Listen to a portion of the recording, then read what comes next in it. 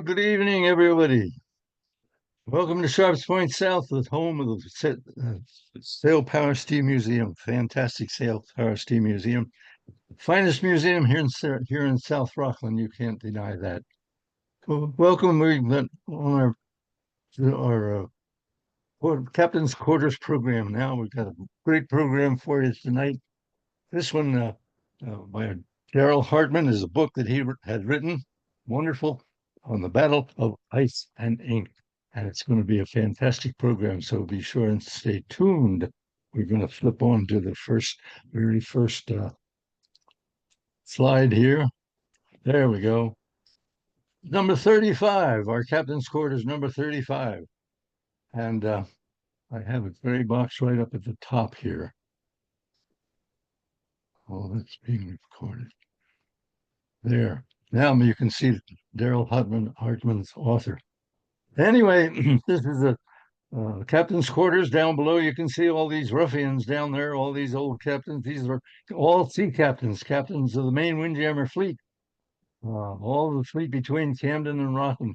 All of these guys as reputable, irreparable. If they look, they're really licensed captains and have a vast experience of sailing these Penobscot-based schooners. You know, it's really kind of an unusual thing. Nowhere in the world can you go and find old, restored, real sailing vessels without engines in them and have people like these guys sail them around Penobscot Bay and show you just the way our grandfathers used to do it back in those days. I'm there. Look, there I am, right in the middle of all that whole bunch of ruffians. Anyway, I'm Captain Jim Sharp. I should have introduced myself, I suppose. My little wife Meg here is behind me. We are founders of this museum back 16 years ago. My wife said to me one of these days, I had so much stuff left over for my career sailing these big vessels. She says, get some of this stuff out of the house. So I said, well, maybe this is a great time to start a museum. So that's the way it all started. Anyway, with those ruffians tonight, I want to show you a picture of a few other ruffians. Take a look at these ruffians. Oh my God. Would you take any one of these guys home to introduce to your family and say, this is my new boyfriend? Which one of these would you lend $50 to until next payday? Well, I don't think any of us would do either one of those, but they are a couple of amazing men. They no doubt reprobates, but they hoodwinked the whole of civilization back in those days by claiming that they found the geographic North Pole way up on the very top of the Earth, up in the Arctic ice cap. And hoodwinked not only Americans, but all of the Inuit, all of the Arctic people, and people all over the world. It's absolutely amazing tale that Darrell Hartman's going to tell us about tonight, and how these men surreptitiously told everybody that they had discovered the pole and they hadn't discovered it, and the whole world was standing on edge. The New York Times told about one of them, and the Herald Tribune told about the other, and back and forth they went. They feasted on the fodder of these lies, these prevarications that these two men made back at that time. Made wonderful news, and we're going to hear all about that. It's one of those complicated things. This is what they were after right here. You can see way up on the top of the Earth, there's nothing but ice in the Arctic Sea up there. It's just frozen wasteland. Can't even see any mountains, anything. On the geographic North Pole, you're just out on top of the ice. Well, nobody can tell when you were really there. And back in those days, their instruments were so poor, they could probably be on the geographic top of the Earth, and they wouldn't be able to prove it anyway because their instruments weren't accurate enough to do it. But nobody knew exactly where they were and what they were doing, and they used that as a convoluted method of fooling everybody around. But here's take a look at the book, The Battle of Ink and Ice. Wonderful book. I read it through, and it really is quite enlightening about what goes on. But Darrell's out there in the audience. Darrell's going to jump right in and take care of things here for us, but not right now because we got the commercial to go through. Got to tell you a little bit about the world famous Sail Power Steam Museum. This fantastic museum on the south end of Rockland. As I say, 16 years ago we started it. This is the old museum building up on the top. And it's right solid full now, so full of memorabilia that we have to expand into another building. It's just the wonderful things we have there. I get so excited telling about it. We have a Nathaniel Bowditch's backstay, his original backstay. Nathaniel Bowditch is the father of navigation. Every seaman in the world who studies anything about the nautical, they know the name Nathaniel Bowditch. And we have his original backstay of 1701 engraved right on it to the Bowditch family. And his astrolabe dated 1674, two of the fantastic treasures, but that's just two. We have a whole barn full of fantastic treasures just like that. In our Arctic room, we have a well, great exhibit on schooner Bowden. Schooner Bowden that went north on 26 voyages to above the Arctic Circle. Donald McMillan took the vessel up there. No charts, no way of knowing where he was. The vessel was aground half the time. Oh my God, it's wild, wild stories. And we have all other kinds of Arctic exhibits there. We have polar bear head. We've got walrus tusks. We've got narwhal tusk. We've got two journals from people that were aboard there, scientists that were aboard there. And it isn't a log, it doesn't give you latitude, longitude, and weather. It gives you actually the story of where they were and what they did and how they coped. And it's exciting. It reads like a classical novel. Wonder we have 12 running steam engines in our steam house, and we've got boat building, and we've got all kinds of incredible stuff there. Way back when Hurricane Island inhabited that building, and over on the right-hand side, we have one of Hurricane Island's boats just on display. We wanted to have a little more ambiance around in the dooryard there, and we were donated a beautiful 65-foot two-masted schooner. So we decided rather than sell it or get rid of it, we would take it, dig a hole, and we'd put it in the front yard. And there it is. You can go up aboard that thing. You can have your picture taken by the wheel, walk around the decks of a 65-foot schooner, just like in the old days. And I guarantee you, it'll never rock. You'll never get seasick if you go aboard that vessel. Down below is our new building. A couple of years ago, we finished the new building, and we're getting it all filled up now. And we have got a 38-foot paddle stern paddle boat launch there. We've got the vessel, the Light Horseman, that discovered Penobscot Bay in 1605. Oh, we've got a number of other old engines, big steam engine coming in there, and several other sailboats. Over in the lower left is a typical launching of the Snow family shipyard. On these hallowed grounds on which the museum stands now was this shipyard back 100 years ago. They built more vessels here than anywhere else in Rockland, anywhere else in Maine, and most of New England. There was a prolific shipyard at Threadwood. They built over 60 vessels in 120 years, owned by the one family, all two, three, and four-masted schooners. Sometimes they launched two a year. Sometimes it was one a year. But it was really an amazing shipyard. You'll have to learn more about that history. But I want to tell you a little bit now about some of our programs, some of the things we do. I get all excited when I tell you about the skiff program. That's one of the things I'm most proud of. Sail Kids for Free, SKFF, Sail Kids for Free. We take kids from 8 to 14 years old. Little kids, look up in the upper left there. Little kids, little tiny kids like that, they're setting sails, learning how to put the sails up on these little boats. These are Optimus prams. It's an international class of Optimus boats. And they take these boats, they never saw a tiller, they never saw a daggerboard before. They learn what it does and how we do it. We put them in the boat, we shove it away from the dock, and it doesn't take them very long. On Monday, they get their teeth into it, and they get the idea. So by Tuesday, they're really getting out and getting the boat moving and learning how to do it. By Wednesday, this is a whole week of this sail training for these kids, all free. Doesn't matter how much money they have or what they look like or anything else. We take them all, we teach them all. And by Wednesday, they're turning the boats over and lighting them up again and bailing them out. And they always have a water fight when they do that with their buddy in the next boat. By Thursday, they are really sailors, and by Friday, on the bottom down there, you can see they're all in a lineup and line up there. They're all sailing out around the buoys, racing each other. Competition. That's the spirit over on the right-hand side. Look at the grin on that kid's face. He's about to swallow his head. He's got such a grin on. And that's his buddy over in the next boat on the other side. And that's the idea. If they with that competitive spirit. They got to learn how to sail. They soak it up like a sponge. We graduated 145 kids this past summer, 150 kids last year, and 150 kids the year before that. And it's all because of you that we can do this. It costs us a little over $200 for our staff and our insurance and all the things that go together, taking a kid and putting them in a boat. But by your donations, we're able to do this. So keep us in mind. Boy, send us all the spare change you have and a little bit more than that, and we'll take a kid and we'll get him away from his telephone and we'll put him in one of these boats and make a man out of him.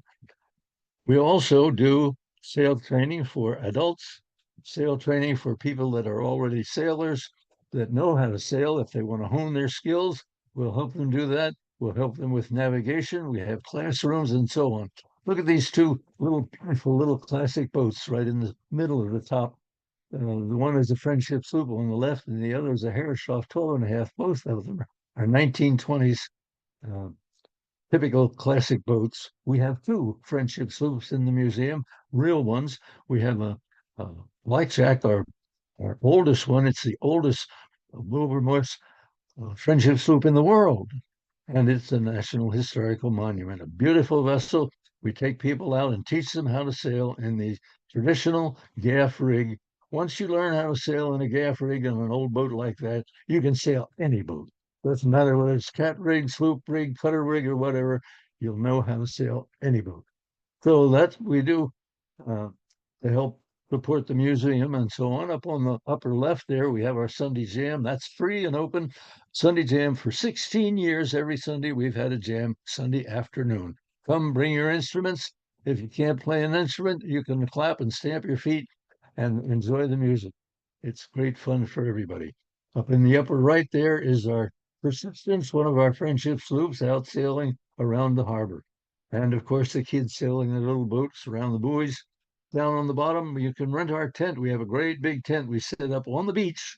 We have a big fire on the beach, and we have weddings and anniversaries and luncheons and anything you want to do. Just rent our tent. We have a bluegrass band that plays for lobster bakes and things like that. And well, those are some of the things that we do at the world famous Sail Power Steam Museum. Thank you. We couldn't do it without you. Donations are encouraged, of course, and very gratefully received. Keep us in mind, we're a 501c3 nonprofit organization doing great things, we hope, for the community. So now, here it is. Oh my God, there's the book, The Battle of Ink and Ice. Darrell, are you there? I'm here. I hear your voice. Thanks, Jim. I'm gonna stop sharing my screen and I'm gonna turn the watch over to you. Okay, great. Oh, wow. Now I really see the whole mosaic of folks here. Thank you for having me. Wonderful to be here. It's always nice to have a personal connection to an audience. And as a Mainer, born and raised, who knows a couple of the names in this group, it's extra special to be talking to you. And I do have a personal connection to this story that I tell in Battle of Ink and Ice. And I'm just going to talk about that for a second. This is a story, as the title suggests, of North Pole explorers, but also of news barons and newspapers, specifically the hugely influential newspapers of New York City, which in fact were national newspapers, if not also international newspapers. And during this whole North Pole controversy, they really drove the narrative for many months, and they did that around the world. So I decided to spend 4 years writing this book because I thought the story was just fabulous and really fascinating, and a story of sort of old-time explorers wearing their furs and racing across the Arctic regions with their dog sleds, a sort of old-time story that belongs to another era. But specifically, when we get into the newspaper side of this story and the media side, I couldn't believe how modern and 21st century this story felt to me, the more I got into the research of it. So I wrote this book because I was drawn to that. But I have to say, I did have a few personal connections that I think when you really knuckle down, um, fed my interest for sure. So, Robert Peary, who's not born in Brunswick, Maine, but he was effectively a Mainer, grew up there, attended Bowdoin College, and Brunswick, Maine happens to be the town that I was born in myself. Um, Interesting enough, Frederick Cook hailed from a town in the southern Catskills called Hortonville.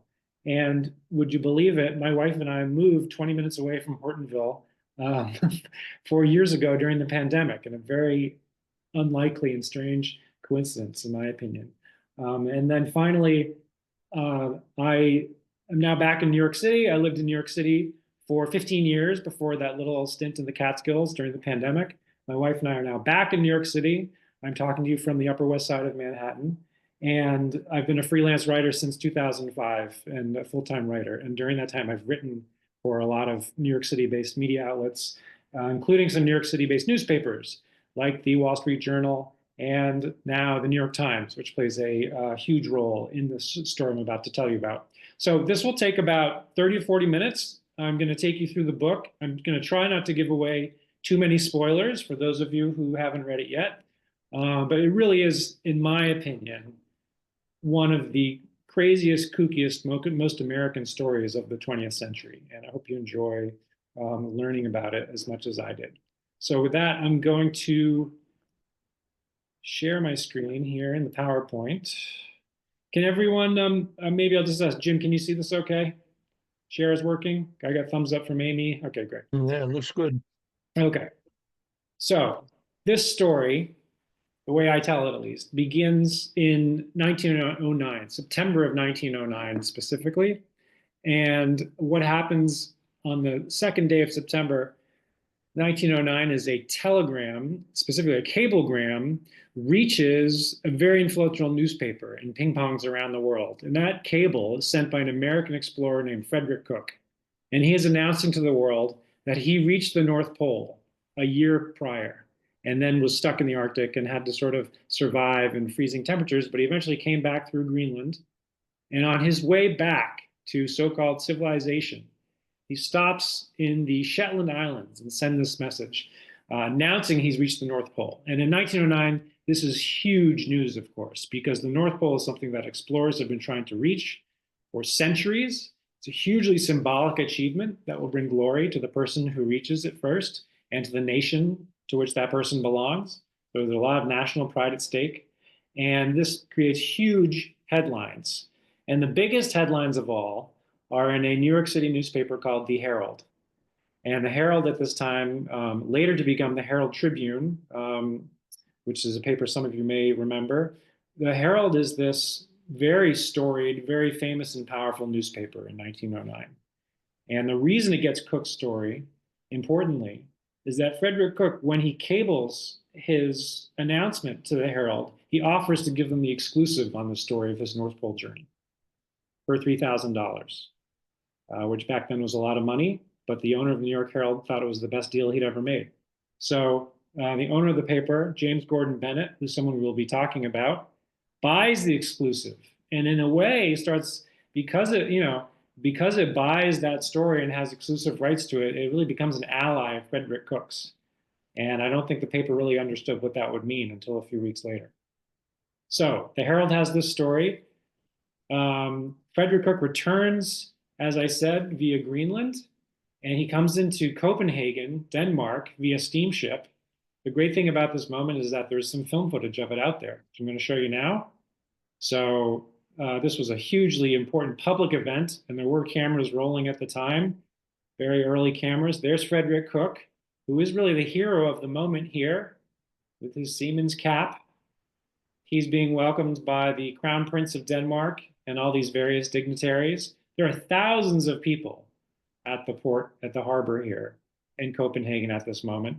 And several dozen, if not hundreds of those, are international journalists who have descended on Copenhagen to get the story of Frederick Cook, this mostly unknown explorer who is coming back saying he's reached the North Pole.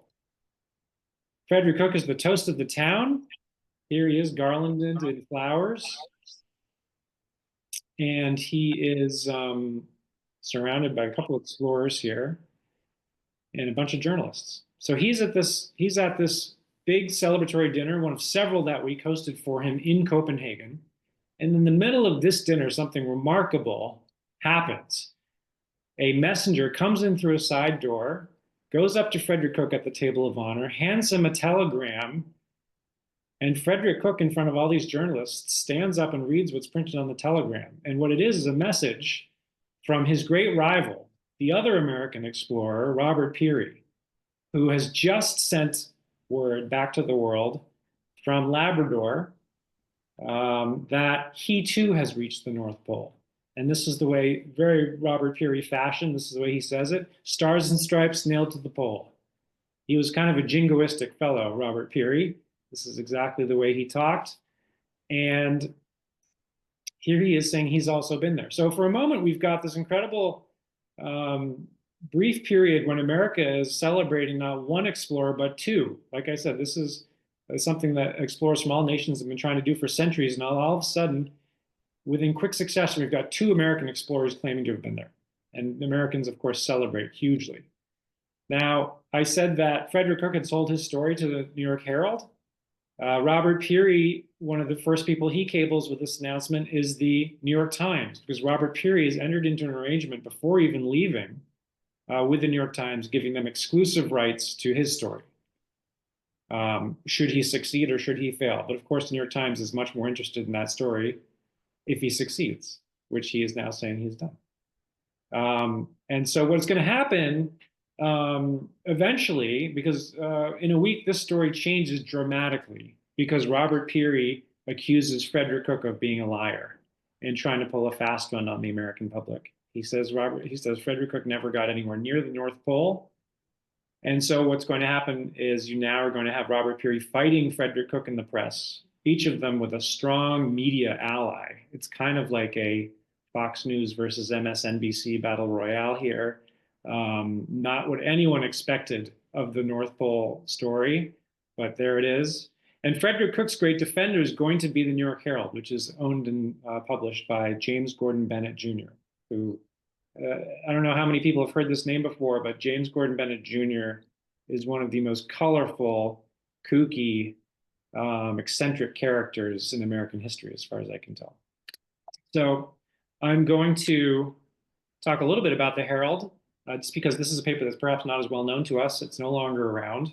Its last ever iteration was as the International Herald Tribune, which some of you may also remember, especially anyone in this group who perhaps spent some time in Europe or France around the 50s or 60s or 70s. That was one of the big international newspapers, English language newspapers. But anyway, the New York Herald started in the 1830s. It was founded by James Gordon Bennett Sr., also a very colorful, irascible, independent, fiercely independent character in American history, hugely influential newspaper man. He was a Scottish immigrant. He started the New York Herald. He turned it into, out of nothing, he turned it into one of the great, powerful American papers.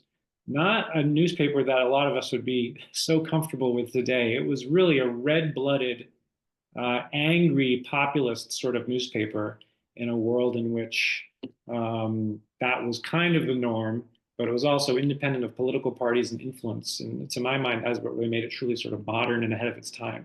So he dies in 1871, I believe it is. By this time, he's handed the paper off to his son, James Gordon Bennett Jr., here shown in his Union military attire. I'm going to say that it's got to be Navy outfit because his brief service was with the Navy. Basically, his pops donated the family yacht to the Union Navy, and Junior came along with it. And James Gordon Bennett Jr. was a rich, entitled sort of New Yorker who really was not all that interested in being much of a soldier, so he did not last very long. And honestly, the New York City newspaper world did not think he would make much of his father's newspaper. He was kind of a spoiled playboy, and no one expected him to continue to maintain the Herald to its standard. But in fact, he did do that. And in his 20s, though he was known for drinking and and pranks and sort of making a fool of himself, he did one of the great newspaper coups in all of, I would say, the history of newspapers easily. And that was when he sent a reporter named Henry Stanley to deep dark Africa to find Dr. Livingstone. So David Livingstone was the most famous explorer of his time, had gone missing. Many people were concerned about his fate. And before the World Geographical Society or any of these sort of bigger institutions or governments could get their act together and find him, an American newspaper beat them to it. And this was a huge story at the time. This is what it looked like on the page. This is an 1872 scoop of the decade. I think we can agree it looks rather subdued by our standards now, but this was a huge deal in the 1870s. And it elevated the New York Herald to a new level of profitability, of circulation. And it really started this reputation of the Herald for being the leading newspaper, not only of many other things, but also when it came to expeditions. Because after all, they did not just send a reporter to cover the results of an expedition, the reporter had organized the expedition. And so this was a moment when it began to be said of the Herald and of James Gordon Bennett that not only did it go report the news, it went and made the news. So this was sort of an era of highly proactive newspaper entrepreneurialism, and that's going to evolve into polar expeditions too, which is hugely important to this story.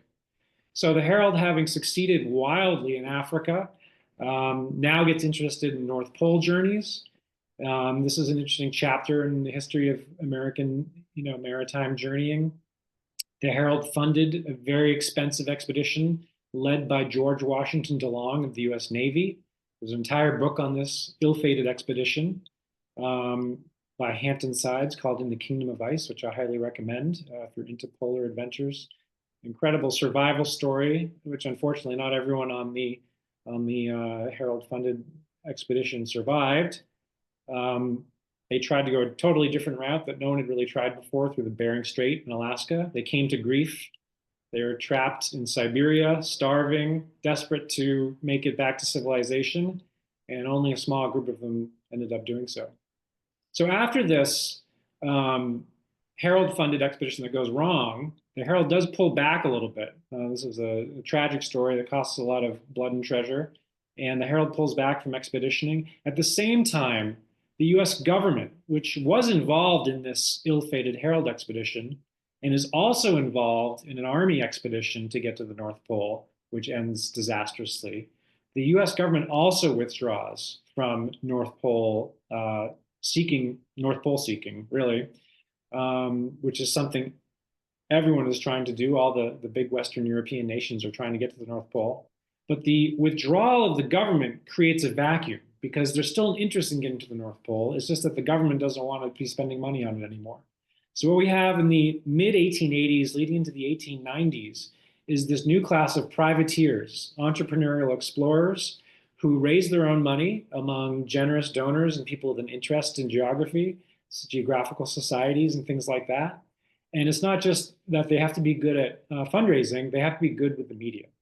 And we have a departure from these sort of military men who work within the hierarchy and a new crop of entrepreneurial explorers who know how to milk their media connections, specifically with newspapers.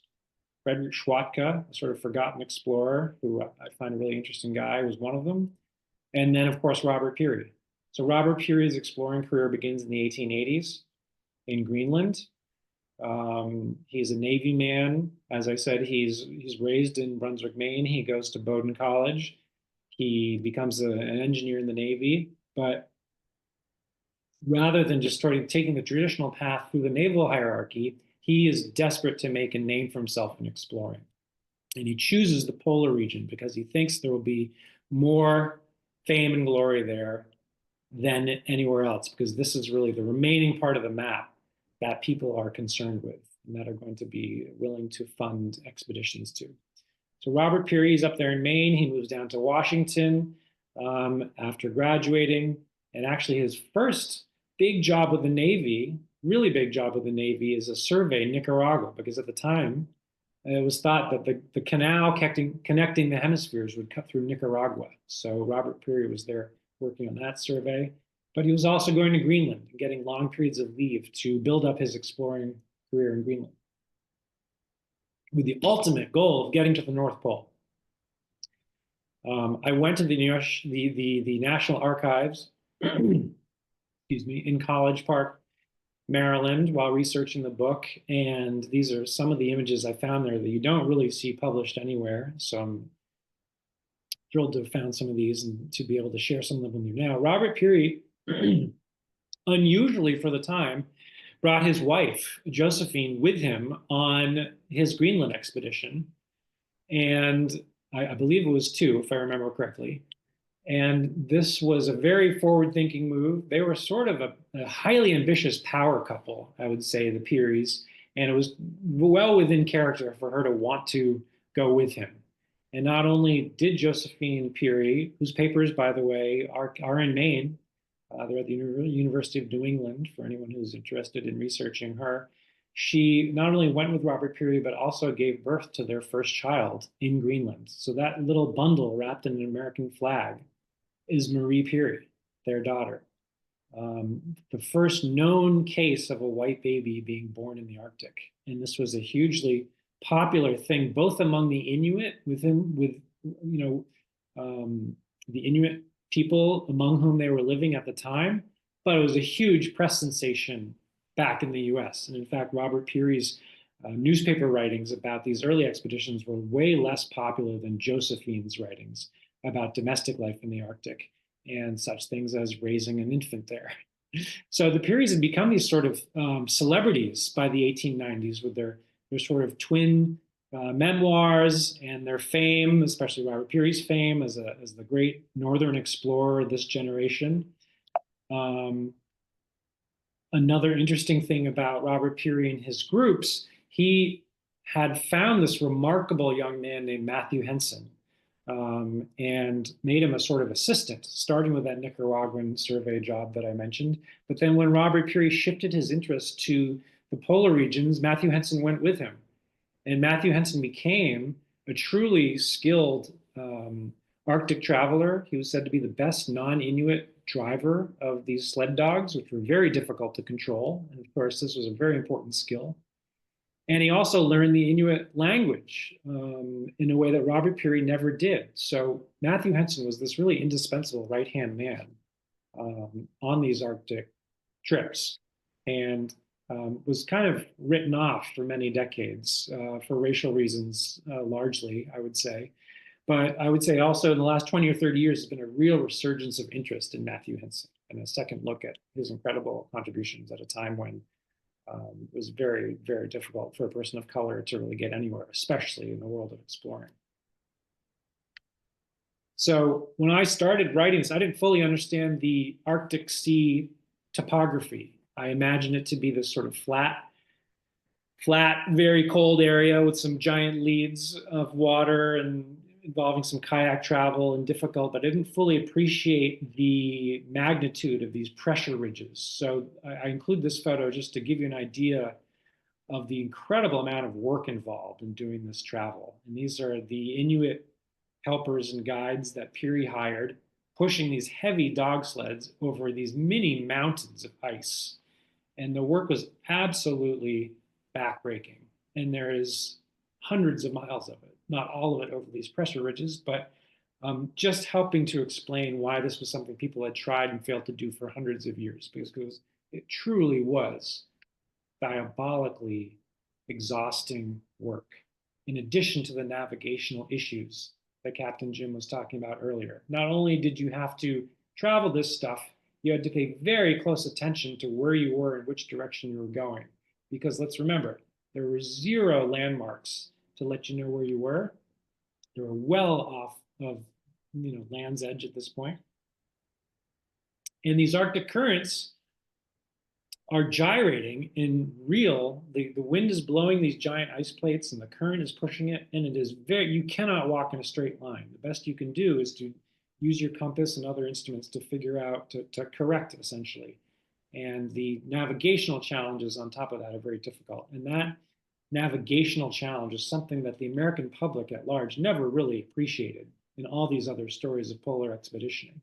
But it becomes a huge focus, of course, when Robert Peary and Frederick are arguing about whether they actually got to the North Pole or not, because everyone starts asking, well, well, how do we actually know someone made it to the North Pole? And so these questions of evidence and how do you actually know, which had never been important before. You just took an explorer at his word because explorers were considered men of honor and reputation. But that all changes with this North Pole controversy. And we start asking for much more evidence. And the newspapers get involved in this conversation in a way that is sometimes helpful and sometimes not helpful at all, and actually obscuring the truth of what's going on.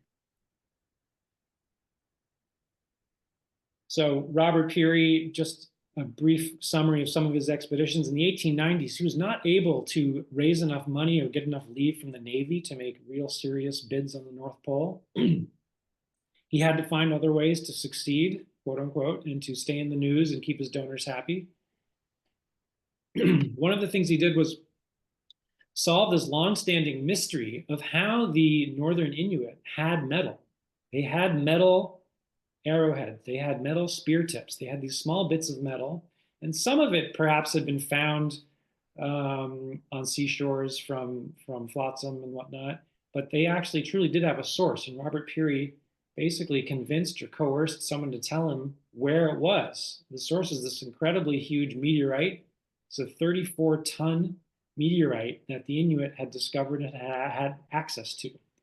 Robert Peary learned this, and Robert Peary, being Robert Peary, he then took it and brought it back to New York, brought it back to his donors, who were thrilled that he managed to bring this back. And being an engineer, he did find a way to transport this 34-ton meteorite onto his ship and up Fifth Avenue, basically, where it ended up at the American Museum of Natural History. And if you go on the museum's website today, you'll find an exhibit to this giant meteorite. He cultivated these donors. That's Morris Jessup on the left, who was the first president and founder of the American Museum of Natural History. And he was Robert Peary's primary benefactor. On the right is another real supporter and sponsor of Robert Peary in a symbolic way, which was arguably more important. That's Theodore Roosevelt, of course, who thought what Peary was doing was just tip top. He really saw Robert Peary as an example for the youth of America, as a hard, tough, stubborn, manly American. And you know, if you know anything about Theodore Roosevelt, you know he was all about manliness. He thought that the so-called strenuous life was something that America needed more of in a time of decadence and increased urbanism and comfort. So he saw this whole polar enterprise as great for America and a great sort of example for American men in particular. And it has to be said, Robert Peary, in my opinion, was not a very pleasant man, but he was incredibly disciplined.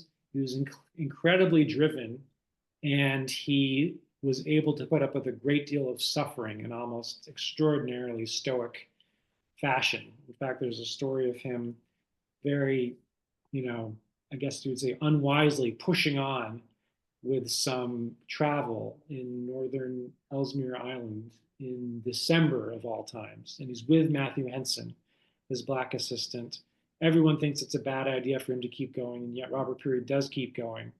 And as a result, he loses 8 toes to frostbite. They basically fall off right there in a warming hut. And Matt Henson is aghast at this, and Peary supposedly says it's a small price to pay to get to the North Pole. So this is the kind of guy we're dealing with, a Mainer, tough old Mainer, tough old Yankee. And Robert Peary, in addition to all those things, is a highly, almost pathologically competitive individual. He sees rivals and enemies even where he does not have any. But in Fridtjof Nansen, the great Norwegian explorer, he does kind of have a rival. I mean, Nansen is an incredible scientific mind and student of the Arctic. And he does hold the farthest north record for a time in the 1890s, which of course has Robert Peary very upset.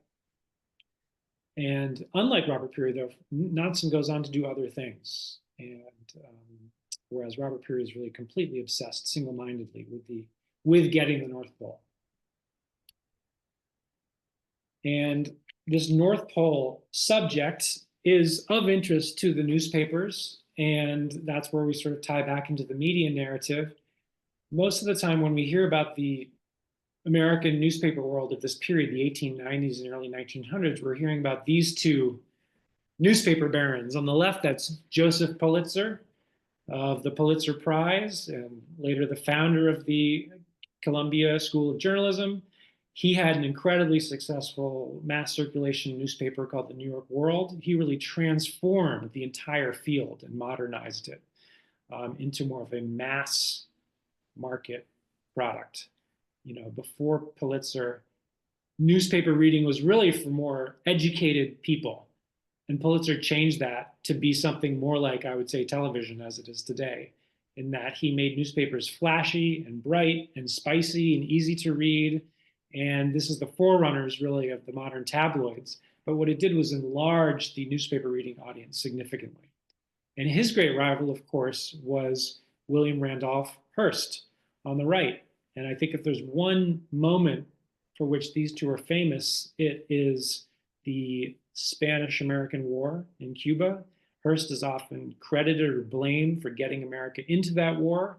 And it certainly was the emergence of this so-called yellow journalism at its fiercest, at its most jingoistic, as its most sort of rabble-rousing, energetic, most powerful stage.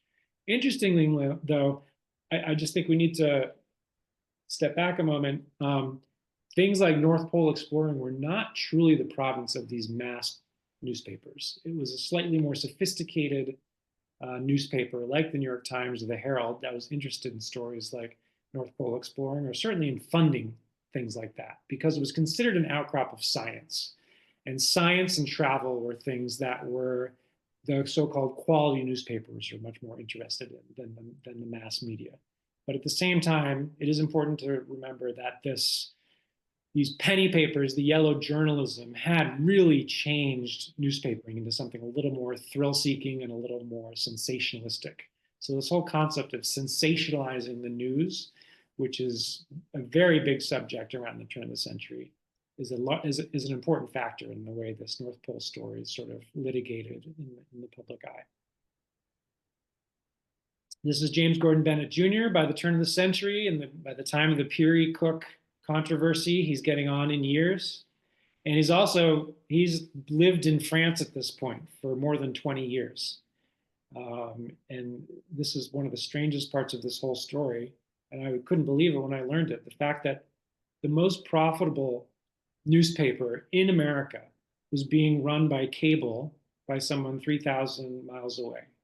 He was the original absentee boss, the original work from home CEO, whatever you want to call it. He basically woke up in the morning in his fabulous apartment in the Champs-Élysées in Paris, or his villa in the French Riviera, and he was 6 hours ahead of his men in New York. He read the European papers. He dashed off a bunch of cable instructions to the press room where they hadn't yet printed the paper, and he kept everyone very much on their toes in the New York office. He was sort of the worst boss in the world in a lot of ways. He was erratic, he drank a lot, he fired people for no reason, he demanded that they take the next steamer over to see him in France, and by the time they got there 10 days later, he'd forgotten why he'd sent for them. Just a very scatterbrained, crazy character, a terrible businessman in some ways, but in other ways had an incredible nose for news and what would actually interest the public. So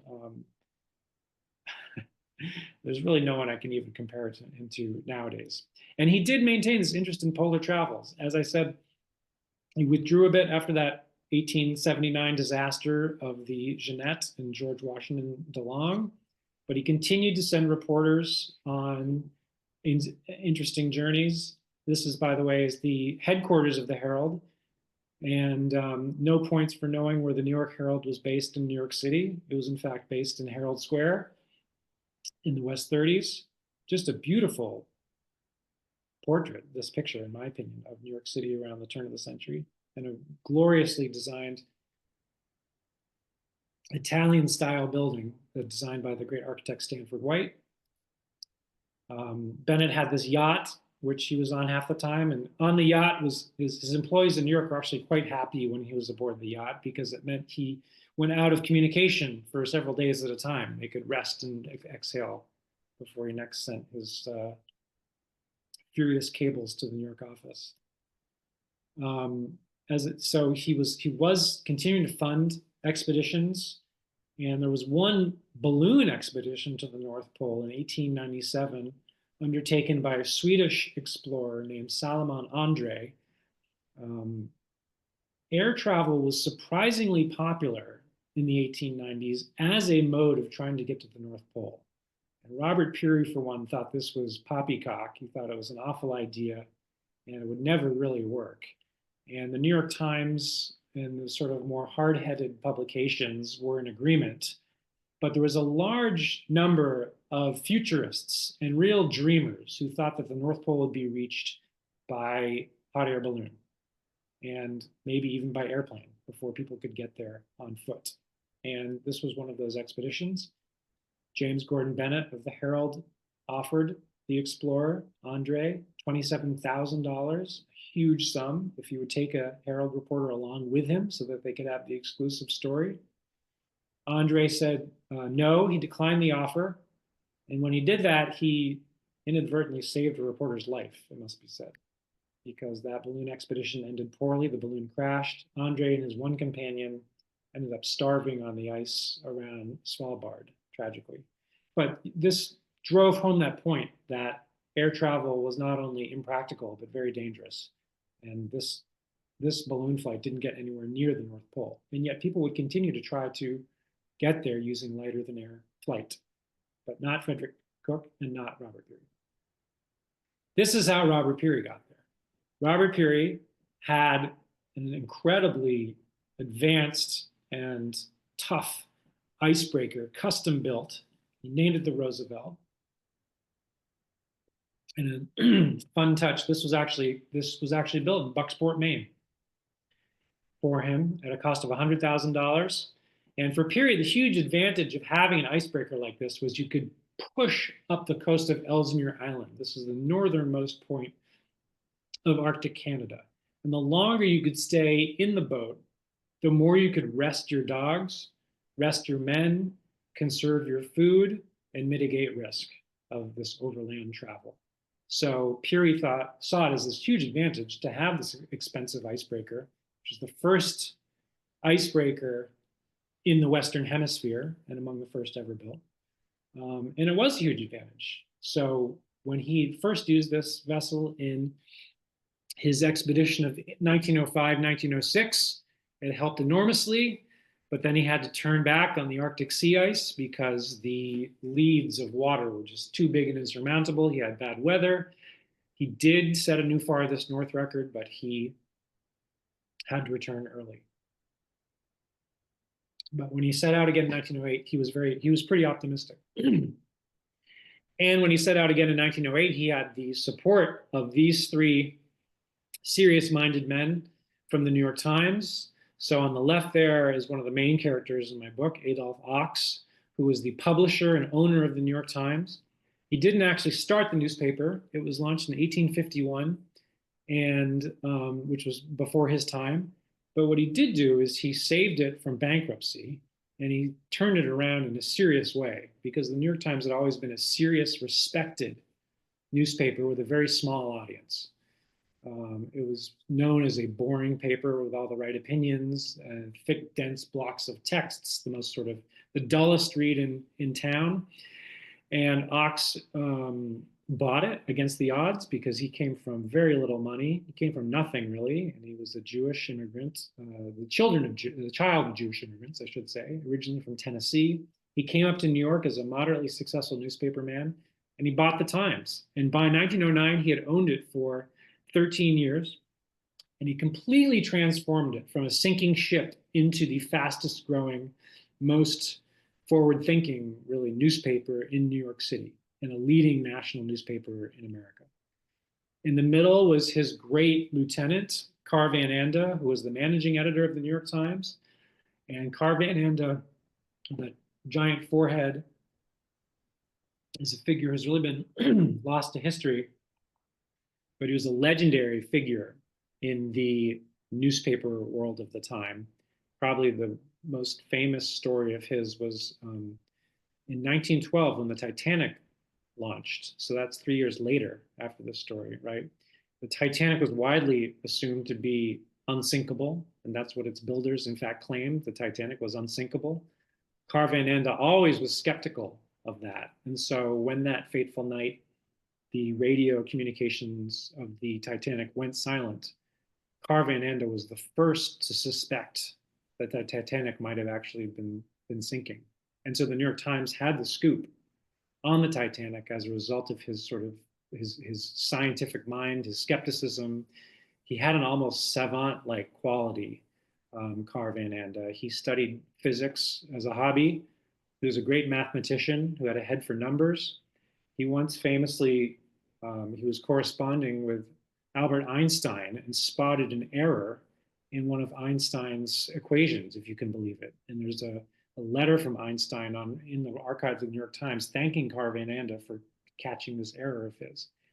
So not a dumb guy, Carl Van Anda, and this is part of the New York Times brain trust that is going to war really against Frederick Cook when he claims to have reached the North Pole and when he is declining to really show much evidence of that feat.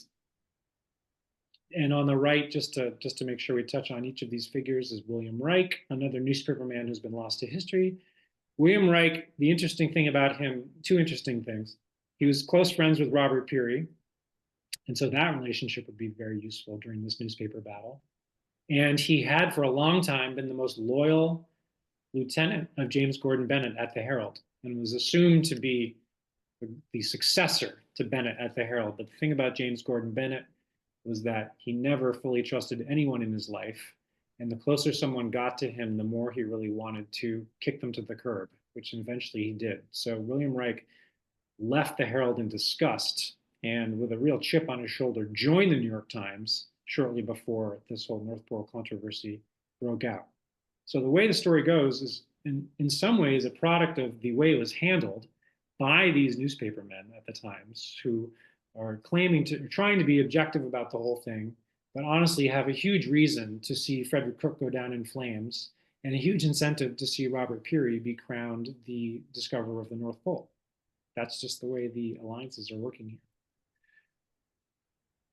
The man they're up against in a rare candid photograph, Frederick Cook. So if you look up Frederick Cook, there are many portraits of him looking very sleek and put together. And so people who claim he was nothing but a con man, you can sort of see it in some of those very slick portraits of his studio shots and stuff. This picture I prefer because it captures him after his Arctic journeys. He's got a very strange, peculiarly Frederick Cook look in his eyes, in my opinion. And he's also just a mess because this is what you look like after months and months of cooking over blubber stoves and seal blubber stoves and not having a proper haircut or shave. This is upon his return to some of the colonial towns in Greenland after that North Pole journey. So he's allied with James Gordon Bennett Jr., Herald and Cook against Peary and the Times. As this whole story in the fall of 1909 is being debated, and meanwhile, the rest of the press is just in a strange position because the Times and the Herald have exclusive rights to these stories of these guys and are really leading the argument. And the rest of the press is trying to make heads or tails of it. And they're sniping and they're criticizing and they're angry that they don't have the stories themselves. One of the things going on is that photographs are being offered as evidence. This is a photograph taken by Frederick Cook that he said was at the North Pole. Of course, this could just as easily be someone's backyard in Buffalo during a particularly bad snowstorm. This tells us nothing. Those are Cook's two companions next to the igloo with an American flag. A lot of American flags were bandied about during this whole debate. And this, by contrast, is some of the photographic evidence offered by Robert Peary. His purported North Pole photo, it's hard to make them out, but that is Matthew Henson on the left. He's standing in the middle. And those are the four Inuit guides who traveled with Henson and Peary to the pole. And a lot of people were surprised to learn that it was Henson and Peary because, as I said before, you really needed to know your navigational instruments to have any idea where you were. And Matthew Henson, for all his skills as an Arctic traveler, did not really know how to use a sextant and these other instruments.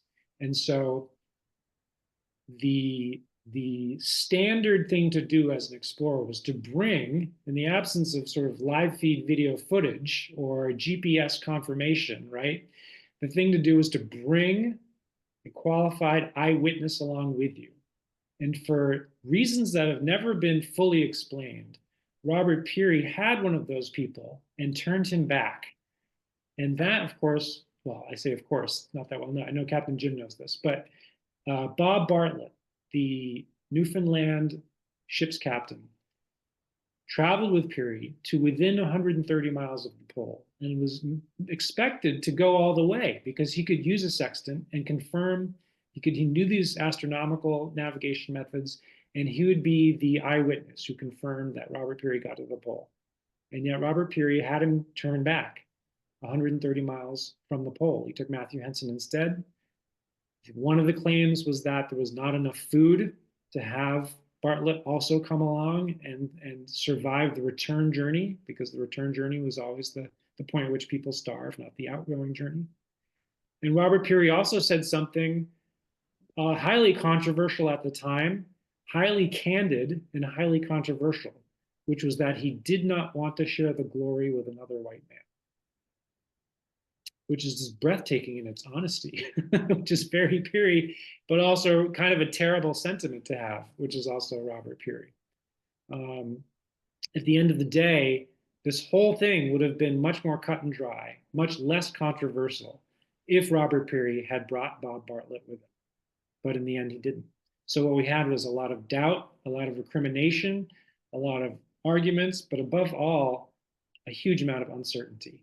And the newspapers, as I said at the beginning of this talk, had a role in clarifying some of that, but in many cases, did nothing but muddy the waters. We had this sort of short attention span, partisan, self-interested approach to getting to the story that didn't really serve the cause of truth.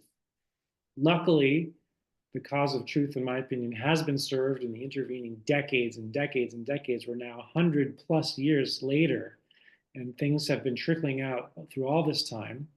One of the most remarkable results of this whole thing was that the New York Times issued a correction, basically admitting it had gotten the story wrong. And this correction came in 1988.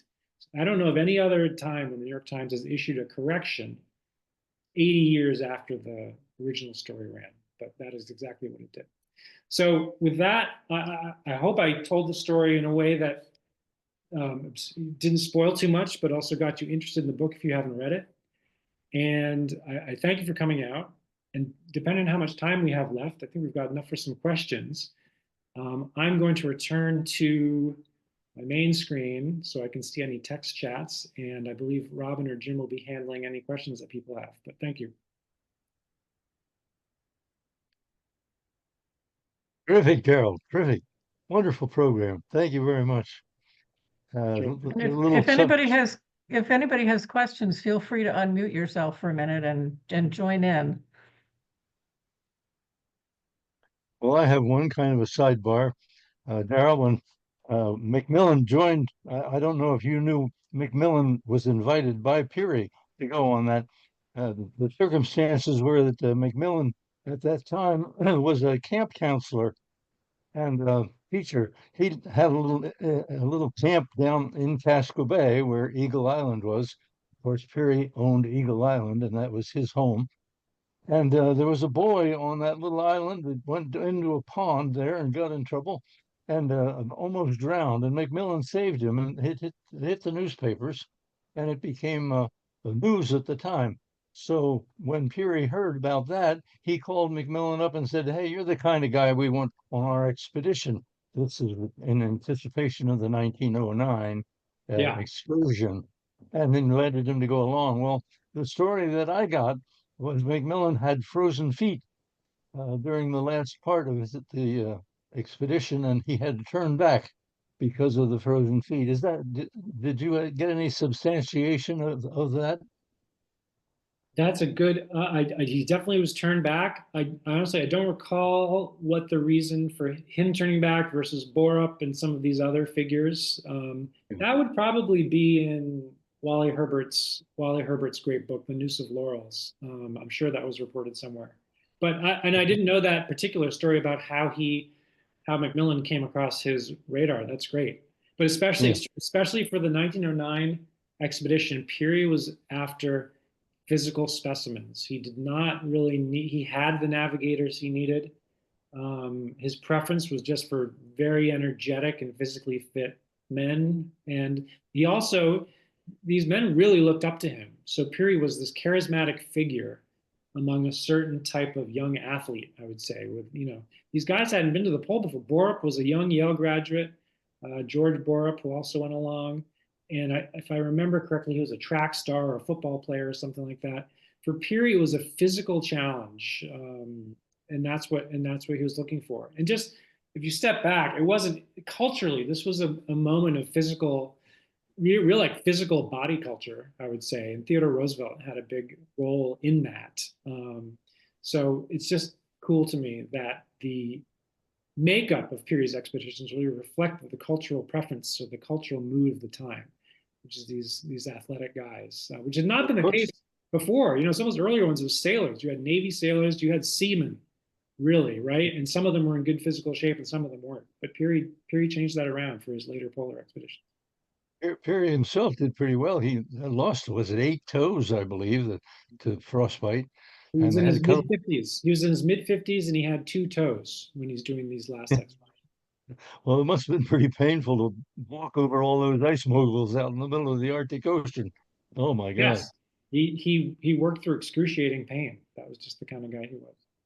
Yeah, I don't think I'd want to walk those last couple 100 miles to get out to where the geographic pole actually was. What difference would it make anyway? Yeah. Yep. Any other questions? And if anyone wants to type a question into the chat, that works as well, if it's easier or preferred. Well, I wholeheartedly recommend that book. I want everybody to grab a copy of that book and read it. That's really a fascinating tale. You did a great job. I wrote a book too, and the only difference between my book and your book is that you were in the bestseller class 3 times, 3 different books, New York Times bestseller. Well, I never made the Camden Herald. Well, that's kind of you to say. That it's not literally a bestseller, but it did get a lot of great press and list mentions in the Times. And The other thing I'd like you to mention is that you're a member of the Explorers Club, and that you got this idea to do this book. You told me that when you were at a meeting at the Explorers Club, what happened that stimulated you? well, I see 2 questions on the side. Thank you, Tom and James. I'll get to those in a second. I knew I wanted to write about explorers. I'd been doing some writing about historical explorers of the Amazon, of Egyptian archaeologists and things like that. I just really, that 19th century world of exploration and discovery appealed to me. And I went into the Explorers Club looking through the archives, trying to find something that had been overlooked, let's say. And I found a couple expeditions that were interesting, and they were in the early 20th century. But I realized they'd been overlooked for a reason. And it was because nothing particularly interesting had happened. I'm sure they were really interesting to be on, but from a historian's point of view, there wasn't enough there to write a whole book around. But when I learned about this whole polar controversy and the media angle specifically, and as someone who's worked in media for almost 20 years, I found that to be a really unique way to approach the story, and an element that a lot of other exploring stories, frankly, don't have. This giant argument, this idea that the public is sort of debating what actually happened, and these media barons are influencing the way we think about something. So once I found that angle, and I found some of the archives in the Explorers Club that actually had some of the correspondence between Peary and his press secretary, and some of the other strategists here in the so-called Peary Arctic Club, which is basically a group of millionaire Republicans based in the Northeast who thought Peary was the greatest and bankrolled his expeditions. One of whom was a great Bowdoin benefactor named Thomas Hubbard, who I think was also maybe a governor of Maine, if I'm not mistaken. But this sort of gang of Peary fans, and you watch them sort of string pulling and trying to get the press on their side. I thought that was a great peek behind the curtain of influence in public relations. So that was kind of the moment, I would say, when I got hooked on this story. So Tom Crow is asking about Cook, who was discredited or at least challenged for some of his other claims. My opinion on that. He was challenged on his other big claim in the middle of this North Pole controversy, actually. Cook was, I mean, he was literally in the headlines every single day. And on top of that, you had Peary's supporters and little team of activists trying to, it really was kind of a smear campaign. They're trying to discredit Cook in any way possible. And they do dig up some very strange details of Cook's purported first ascent of Mount McKinley a few years earlier, now called Denali, right? But Frederick Cook was credited as the first person to reach the top of McKinley, and he was awarded for it by the National Geographic Society. Now, mountain climbing was not in America the same sort of glamorous thing that it is now in the post-Everest era. So this was not given a huge amount of attention. The North Pole is considered much more glamorous and important. But nonetheless, Frederick Cook was known as the first guy to get to the top of McKinley. So in the middle of this controversy, a bunch of news and a bunch of witnesses to that Alaska journey of Cook's come forward. And it's not quite clear what happened or didn't happen, but a lot of things get in the newspapers that start to make Frederick Cook look pretty dubious. And one of Cook's great assets was his charm. He was a wonderful public speaker. He was humble. He was down to earth. He always gave credit to other explorers. He was a nice guy. And so in the end, didn't he get thrown in jail? So there's a whole later chapter to Cook's life as well, which I get through at the very end of this book. He gave up polar exploring. He spent much of the rest of his life doing other things and trying to restore his reputation. And it did indeed, yes, involve a stint in Leavenworth prison. I won't tell you why. I'll have to read to find out. The other question from James: you make these people appear pretty unsavory. Am I off base? That's a good question. I wrestle with this a bit myself. I think,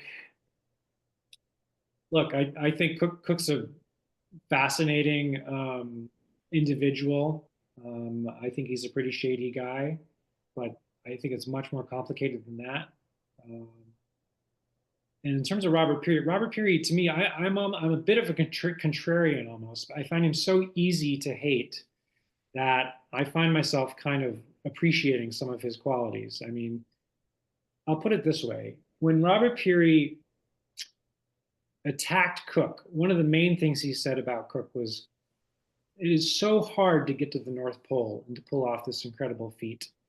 There's no way a sort of casual explorer like this guy, who's never been in the Arctic sea ice before and who has 2 helpers, could do it. And when Peary said that, he was being jealous, he was being vengeful, he was being petty, and most of America hated him for it. He took an absolute beating in the press, Robert Peary. But in my opinion, he was the more honest man, and neither one of them fully told the truth. But I don't think that's an exact equivalence. I think Peary was a more honest guy, and he was a complete. I think he did some of the things he needed to do to get to the North Pole. He was ruthless. He was highly disciplined. He devised this very elaborate, almost military style system, this relay system, which was necessary because he knew that was the way to get the job done. And many people didn't like him. And if you crossed him, you certainly weren't going to like him. But he did have these sort of acolytes and people like Macmillan and Borup, who were, I would say, they were kind of unsentimental types who saw Peary's kind of roughness as necessary for completing the task at hand, right? Of course, then the question is, well, what is the point of this task at hand? Which is when you're back to, well, why is he being such a jerk and like risking the lives of all these people? Because really all he's trying to do is achieve some kind of glory, mainly for himself. You know, he talks about American pride. Both Cook and Peary are often talking about the scientific value of getting to the North Pole. But of course, by this point, most scientists are agreeing that there's not much to be learned by traveling to the North Pole, and certainly not from these guys who are not stopping to really do oceanographic studies or anything worthwhile. They are racing to the pole and back, and any little studies they do en route are kind of a token gesture. So it's a complicated story. It is about personal self-aggrandizement, but I think these stories are important. I think people need these risky tales. I think this element of risk is a real thing that we've lost now. And this idea that people go into the great unknown, do these things, and give the rest of us something to talk about and hopefully cheer about. There is some value there. And so personally, that's my opinion of these guys. I'm not totally against them in the way you might think based on some of these descriptions, but I agree, they're certainly not your straightforward heroes. And the fact that a huge swath of the American public starts to now see explorers this way, they see them in a bit more complicated light than they did before. And that's why this polar controversy has been called the first sort of cynical or postmodern pivot point in exploring history, which to me just is another reason it's just really interesting to look into pretty deeply. So Amy is asking about certain parts of the stories being harder to research than others. That's a good question. I mean, I find it can be difficult to try to, I probably spent the most time and effort researching some of the stuff about cultural changes and what did these changes in the newspaper industry mean for the way that the American public thought and viewed things like the news and people. That's a very nuanced, tough thing to express, and it's also a tough thing to research. But research has gotten remarkably easier, I think, in the digital era. And it's so much easier now to just go find some cultural commentary written in the Atlantic Monthly in the 1890s than it would have been before. And there it is in front of you. One thinking person's sort of opinion piece on what the newspapers are doing to the American political system or the American way of thought. And there's a lot out there and it's easy to get to. So that was one thing. I spent a lot of time in the New York Times company archives, which are here in New York at the New York Public Library. That was time consuming, but the hard thing is sort of going through it all and maybe sometimes being able to decipher someone's handwriting. But that's mostly straightforward stuff. The other thing is in terms of Arctic geography, and people ask me if I've been to the North Pole, and the answer is no, I haven't. And I'm not a navigator the way some people here probably are. So that wasn't hard to research because I basically didn't. I used the writing that's already out there. I tried to understand it to the extent that I could re-articulate it, but I wasn't doing my own sort of calculations and whatnot. Although previous writers have certainly done that. If one really wants to get into the weeds of some of these navigational and astronomical details, that is possible because those things are out there. Those things are out there now. Cook was a hero on the Belgica expedition. Perhaps Peary was jealous. So that's true. That's from Sue. The Belgica expedition, Cook is having a moment, I think, and this has been said. One reason people are interested in Cook, it's not really my book so much. There's another book about this Belgica expedition called Madhouse at the End of the Earth that came out a few years ago. The guy who wrote it's actually a friend of mine. That book sold very well. And so a lot of people were introduced to Frederick Cook through that book. That Antarctic expedition of 1898-99 is Frederick Cook at his finest. He saved the lives, certainly, of some people on that expedition when they were overwintering in Antarctica. He made discoveries that helped us to understand seasonal affective disorder and some of the terrible things that happen to the body when they're deprived of sunlight. And he became good friends with Roald Amundsen, the great Norwegian explorer, who was also on that expedition. So that was a fine moment for Cook. The truth, though, is that Americans did not really care about that international. That was an international expedition headed by a Belgian captain. It got Cook a little bit of attention, especially in exploring circles, but it certainly didn't make him famous. If Peary was going to be jealous of anything, it would have been McKinley, but I don't think Peary was obsessed with the North Pole. And he really only got jealous of Cook in 1907 when Cook left for the North Pole, at which point Peary went apoplectic. I mean, the documentary evidence is pretty thin, but it's safe to say Robert Peary would have killed Frederick Cook with his bare hands had he been in the same room with him after Cook left, because Peary saw the North Pole as his sort of personal domain, and no one else, at least no other American, had a right to compete with him after the many years of effort he had put in. So he did have a rageful sort of jealousy of Cook with regard to just the North Pole project. James makes a comment. The astronauts, absolutely true. The comparison of astronauts, especially in the sort of 60s, 70s space age, that is the way to understand the sort of heroic status that these explorers had. You can't imagine them as the people who try to go to the North Pole these days with their little boutique sort of accomplishments. You really need to think of them as these astronaut level national figures. Absolutely. Tom offering a thought. Frontiers and exploring is part of humanity and our curiosity. They're also driven from less than altruistic reasons like media profits. And that's absolutely true as well. And I'm focusing more on the polar controversy here, but the book is more than the newspaper story is more than half the book once you get into it. And so they are the same is absolutely true of the media.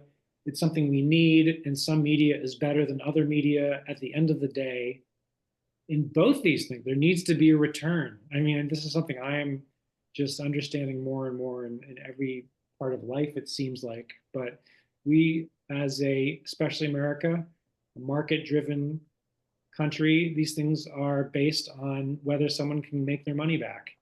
And that just became the reality in America with polar exploring. It became the reality sooner and more dramatically than it did elsewhere. And that was also the case with American newspapers. You know, the British newspapers at the time looked down their noses at the American newspapers. And I kind of understand why they did, because the American newspapers were comparatively, they were vulgar, they were salesy. Everyone was always trying to sell something. But that was the sort of American model. And to me, one of the most inspiring confluences that, that sort of combination of profitability and principle, let's call it, it does really come together, I think, in Ox's vision of the New York Times. And of course, you can criticize the New York Times of this period from multiple angles, but he genuinely was trying to report the news with impartiality, or at least more impartiality than had been the case before. But Ox was also a very savvy businessman, and he was always thinking of whether this route he was putting the New York Times on was going to be sustainable or profitable. And he succeeded at it. The New York Times became the force that it is today, entirely rooted in Ox's vision for the paper back then. Yeah, I think people are always going to be interested in new frontiers, but I think specifically, I think there is this extra element of risk. You talk about sensationalizing things like exploring. It becomes some of the sensationalizing is built in because these explorers are actually risking their lives. And one reason newspapers were interested in these things, kind of morbidly, was they thought, well, there's a good chance someone's going to die on these expeditions, so maybe we should pay attention. And even one step deeper than that, a real ethical sort of quandary was if you were a newspaper funding an expedition. Of course, you wanted that expedition to succeed because more people would read of it, it would become a worldwide news story, your paper would gain glory and profits. But the truth was, if people died on your expedition, that could also make you money. So think about that sort of moral calculus that's going on in the mind of someone like James Gordon Bennett. He's laying out thousands of dollars. I don't believe he's actively hoping people die or get injured, but the truth is he can win either way. So we're in very gray territory here. Yeah.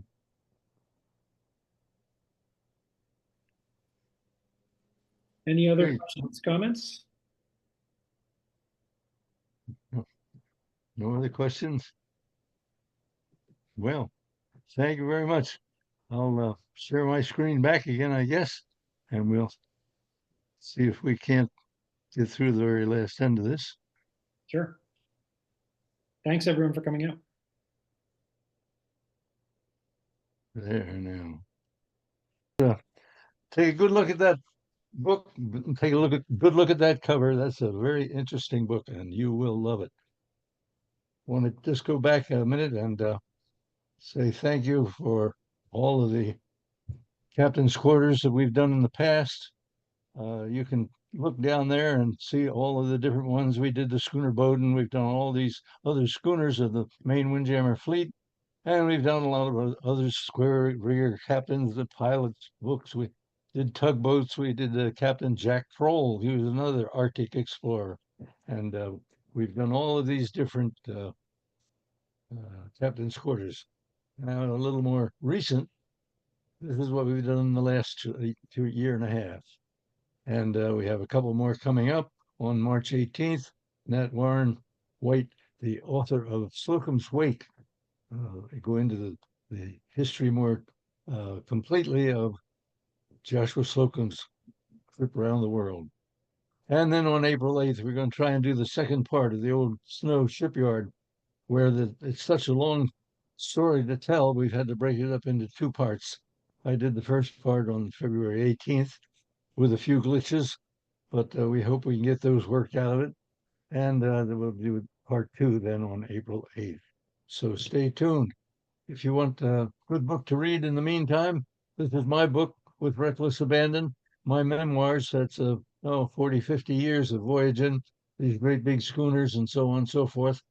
Tell all sea stories on it. If you like sea stories, some of them are even true, you know. Give us a donation and we'll give you a free book if the donation's big enough. But there you go. People tell me it's a 4.5-star book. Thank you all very much. Any other questions, jump in. Let us know right now. We're winding down. And There we is one thank more question here. There is one more question here, Jim, with somebody asking when the oh, cool, Darrell, you're going to be in Boca Grande. I'm just in Venice right now. You just Oh, done the wow. thing. When Darrell's next book signing is going to be. It's going to be on March 27th in Boca Grande, Florida. Huh. Yeah, the book, this so-called book tour is winding down because the book's been out a year and a half now, but that's the Boca Grande event still on the calendar. Awesome. Maybe we'll see you there. Oh, please come by. Yeah, it's at the library. Thank you all. Thank you all for watching very much. Thanks, Any everyone. comments? Thanks, everybody. Thanks for I'll say coming. good night.